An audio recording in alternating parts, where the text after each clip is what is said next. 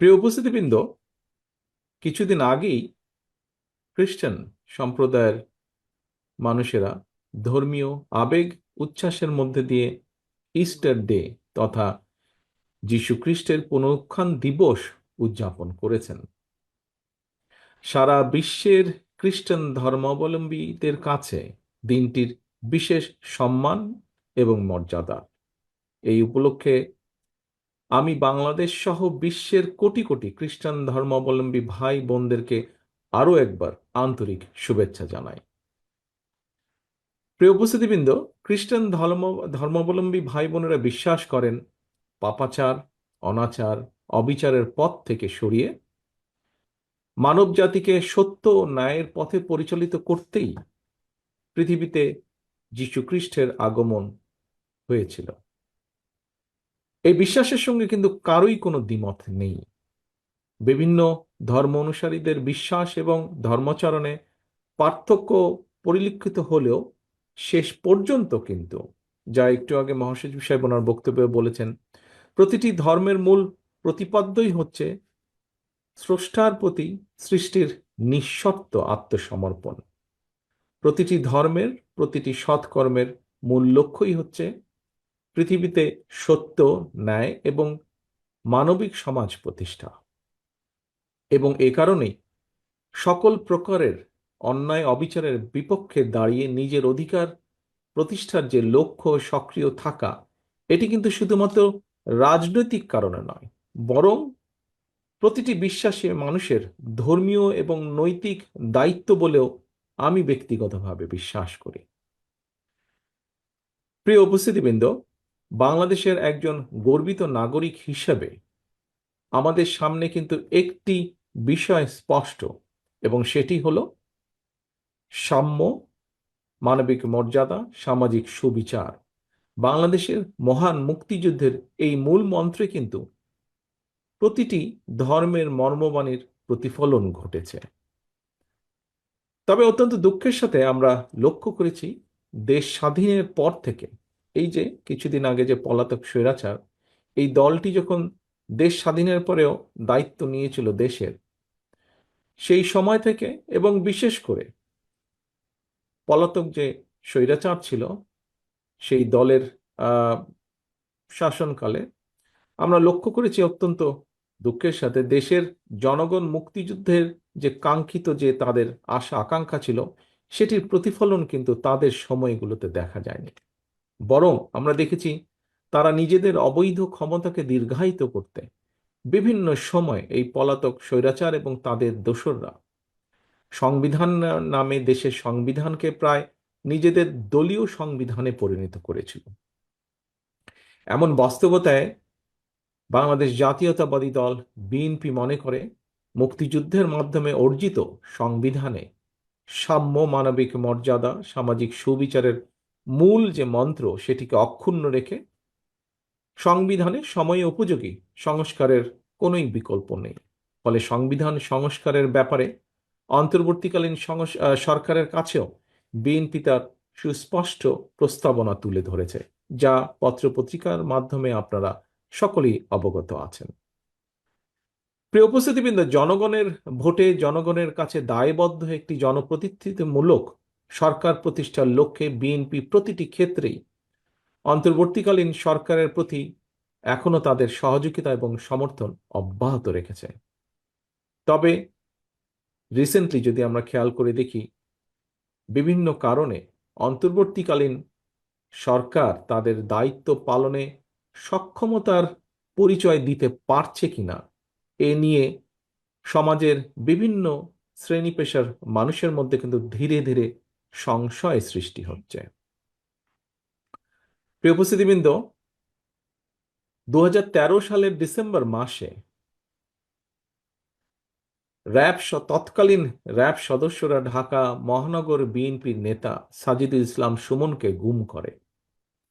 আজ পর্যন্ত আমাদের এই সহকর্মীর হদিস আমরা পাইনি। স্বৈরাচারের শাসনকালে শুধু একজন সুমন নয়, সারা ঢাকা শহর, সারা বাংলাদেশে এরকম অসংখ্য সুমনদেরকে গুম, খুন, অপহরণ করা হয়েছিল। এর প্রতিবাদে পলাতক স্বৈরাচারের সময় গুম হওয়া ব্যক্তিদের পরিবারদের সদস্যদেরকে নিয়ে গুম হওয়া সুমনের বোনের নেতৃত্বে 2014 সালে গঠিত হয়েছিল সামাজিক একটি সংগঠন মায়ের ডাক। অত্যন্ত আশ্চর্য এবং উদ্বেগের বিষয় হচ্ছে, গুম হওয়া সুমনকে ধরার জন্য গতকাল সন্ধ্যায় ঢাকায় সুমনের বোনের বাসায় অভিযান চালিয়েছে প্রশাসন। এখন তারপরে প্রশাসন বলছে তারা নাকি সুমন সম্পর্কে জানতো না। তর্কের খাতিরে, উপস্থিতিবৃন্দ, তর্কের খাতিরে আমরা ধরে নিলাম যে ঠিক আছে, প্রশাসন সুমন সম্পর্কে হয়তো জানতো না, কিন্তু এই যে পলাতক স্বৈরাচার, এই স্বৈরাচারের সরকারের সময় একজন সাবেক রাষ্ট্রপতি বিমানবন্দর দিয়ে চলে গিয়েছে দেশ ছেড়ে। যেভাবে চলে গিয়েছে সেটিকে যদি আমরা মিলাই তাহলে দেখব যে 5ই আগস্ট আরেকজন দেশ ছেড়ে পালিয়ে গেছে, ইনিও অনেকটা সেভাবেই পালিয়ে গিয়েছেন। কিন্তু এখন বলা হচ্ছে যে অন্তর্বর্তীকালীন সরকার নাকি তার এই দেশ ত্যাগের ব্যাপারে কিছুই জানে না। ঘটনাটি গতকাল, এবং গতকাল থেকে আজকে পর্যন্ত যতজন মানুষের সাথে আমার কথা হয়েছে প্রত্যেকের মনে প্রশ্ন উঠেছে, প্রত্যেকে প্রশ্ন করছে তাহলে অন্তর্বর্তীকালীন সরকার জানেটা কি। সাথে এও অভিযোগ উঠেছে সংস্কারের নামে সময় ক্ষেপণ করে অন্তর্বর্তীকালীন সরকার একদিকে যেমন হয়তোবা পলাতক স্বৈরাচার এবং তাতে দোসরদেরকে নিরাপদে দেশ ত্যাগের সুযোগ করে দিচ্ছে, অপরদিকে অত্যন্ত সুকৌশলে নানা ইস্যু সৃষ্টি করে স্বৈরাচার বা ফ্যাসিবাদে বিরোধী যে রাজনৈতিক দলগুলো আমরা যারা মাঠে ছিলাম সেই দলগুলোর ঐক্যের মধ্যে ফাটল ধরানোর একটা ক্ষেত্র হয়তো তৈরি করতে চাইছে। পলাতক স্বৈরাচারদের সহযোগীদেরও পুনর্বাসনের ক্ষেত্রও হয়তো তৈরি করতে চাইছে। প্রিয় উপস্থিতিবৃন্দ, এই বিষয়গুলো ঘুরে ফিরে মানুষের মনে প্রশ্ন তৈরি করছে। এবার আমি একটু ভিন্ন কথায় আবার আসি। একটি রাষ্ট্রে সংখ্যা গরু কিংবা সংখ্যা লঘু জনগোষ্ঠীর সদস্য হওয়া না হওয়ার উপর দেশের নাগরিকদের নিরাপত্তা কিন্তু নির্ভর করে না, যে কথাটি আরো বিভিন্ন বক্তার বক্তব্যে উঠে এসেছে। আমরা যদি পেছনের দিকে দেখি দেখব পলাতক স্বৈরাচারের সময়ও কিন্তু বর্বর যে বন্দিশালা, আয়নাঘর, অন্ধকার প্রকোষ্ঠ, বছরের পর বছর সেখানে বিনা বিচারে বন্দী মানুষেরাই কিন্তু এর সবচেয়ে বড় উদাহরণ। দেশে গণতন্ত্র এবং আইনের শাসন না থাকলে কথিত সংখ্যাগরু কিংবা সংখ্যালঘু অর্থাৎ আপনি কিংবা আমরা কেউই কিন্তু নিরাপদ নই। এমনকি ক্ষেত্র বিশেষে দেশের স্বাধীনতা, সার্বভৌমত্ব নিরাপদ নয়। রাষ্ট্রে যদি গণতন্ত্র এবং আইনের শাসনই না, একমাত্র রাষ্ট্রে গণতন্ত্র এবং আইনের শাসনই নিশ্চয়তা দিতে পারে নাগরিকদের নিরাপত্তা। দেশে গণতন্ত্র এবং আইনের শাসন নিশ্চিত করার অন্যতম পূর্ব শর্ত হচ্ছে জনগণের সরাসরি ভোটে নির্বাচিত, জনগণের কাছে জবাবদিহিমূলক সংসদ এবং সরকার প্রতিষ্ঠা। নির্বাচিত সরকারকে জনগণের প্রতি মুখাপেক্ষী করে দেওয়া গেলে দেশে গণতন্ত্র এবং আইনের শাসন টেকসই হয়ে ওঠে, যা গণতান্ত্রিক দেশগুলো যার সবচেয়ে বড় উদাহরণ। সরকারকে জনগণের কাছে মুখাপেক্ষী এবং দায়বদ্ধ না করে উল্টো নাগরিকদের নিরাপত্তার জন্য এক ধর্মের মানুষকে যদি অন্য ধর্মের মানুষের মুখাপেক্ষী করে দেওয়া হয়, এতে বরং রাষ্ট্র এবং সরকারের অসহায়ত্ব ও গণতান্ত্রিক চেহারাই কিন্তু ফুটে ওঠে।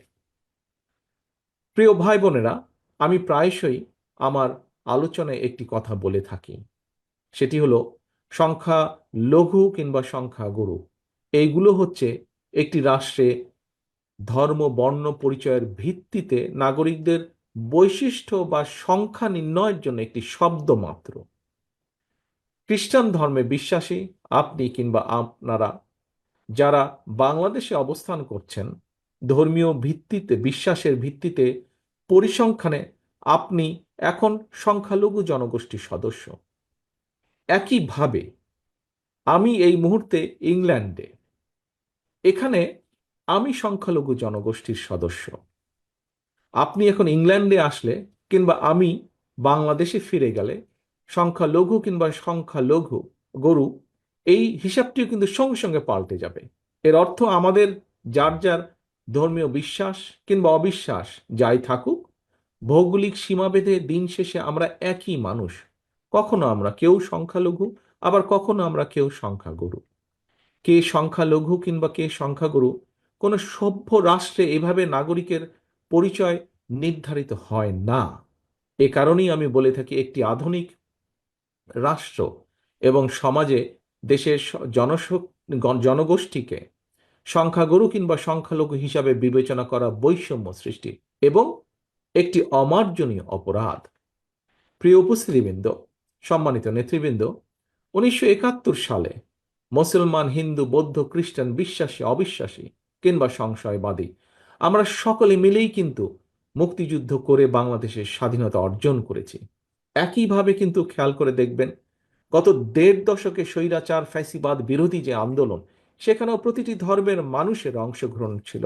আজকের অনুষ্ঠানের সভাপতি থেকে শুরু করে বিভিন্ন ব্যক্তি, আপনারা যারা বক্তব্য রেখেছেন, আপনাদের বক্তব্যে এই বিষয়টি ফুটে উঠেছে সম্পূর্ণভাবে। একইভাবে 2024 সালে ধর্ম বর্ণ নির্বিশেষে ছাত্র জনতা, বিশ্বাসী অবিশ্বাসী কিংবা সংশয়বাদী, আমরা সকলে মিলেই কিন্তু বীর জনতা গণ অভ্যুত্থানের মাধ্যমে দেশ এবং জনগণের স্বাধীনতা রক্ষা করেছি আমরা। সুতরাং এই দেশটা কোনো ব্যক্তি কিংবা দলের নয়, এই দেশটা আমার, আপনার, আমাদের সকলের। এই দেশটা এই দেশের জনগণের।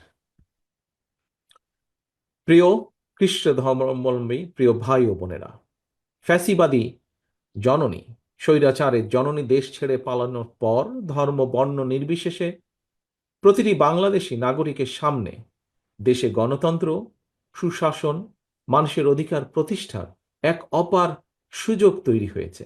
ঐক্যবদ্ধভাবে আমাদেরকে অবশ্যই এই সুযোগটিকে কাজে লাগিয়ে একটি বৈষম্যহীন, গণতান্ত্রিক, ইনসাফ ভিত্তিক মানবিক রাষ্ট্র ও সমাজ প্রতিষ্ঠার জন্য কাজ করতে হবে। এবং সেটি প্রতিষ্ঠার জন্য আমি ব্যক্তিগতভাবে একজন রাজনৈতিক কর্মী হিসেবে মনে করি এখনই শ্রেষ্ঠ সময়।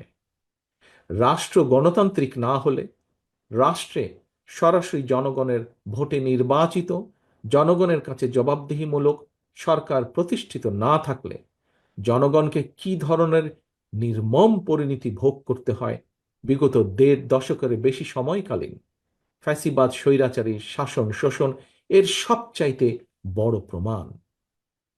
প্রিয় উপস্থিতিবৃন্দ, মঞ্চে উপস্থিত সম্মানিত রাজনৈতিক এবং ধর্মীয় নেতৃবৃন্দ, সুতরাং ভবিষ্যতে আর কোনো ষড়যন্ত্র যাতে বাংলাদেশকে গণতান্ত্রিক যাত্রা পথ থেকে বিচ্যুত করতে না পারে, সেজন্য আসুন আমরা যে যার অবস্থান থেকে ভূমিকা রাখি। এই ভূমিকা রাখার জন্য আপনাদের উপস্থিত প্রতিটি মানুষকে, যারা আমার সামনে আজকে উপস্থিত আছেন অথবা অনলাইনের মাধ্যমে যারা সংযুক্ত আছেন, প্রতিটি মানুষকে আমি আহ্বান করব, অনুরোধ রাখব। প্রিয় ভাই বোনেরা, আপনারা ইতিমধ্যেই জেনেছেন,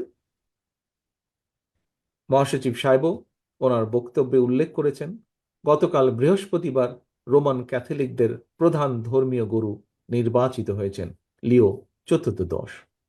আজকের এই অনুষ্ঠান থেকে নবনির্বাচিত পোপকে আমরা আন্তরিক অভিনন্দন জানাই।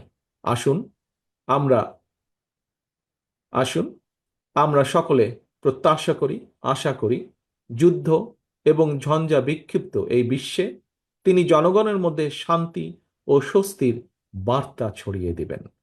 আপনাদের আজ এবং আগামী হোক আরো সুন্দর এবং নিরাপদ, এই প্রত্যাশা রেখে আমার বক্তব্য শেষ করে আপনাদের কাছে বিদায় নিচ্ছি। আল্লাহ হাফেজ। বাংলাদেশ জিন্দাবাদ। বাংলাদেশ জাতীয়তাবাদী দল জিন্দাবাদ।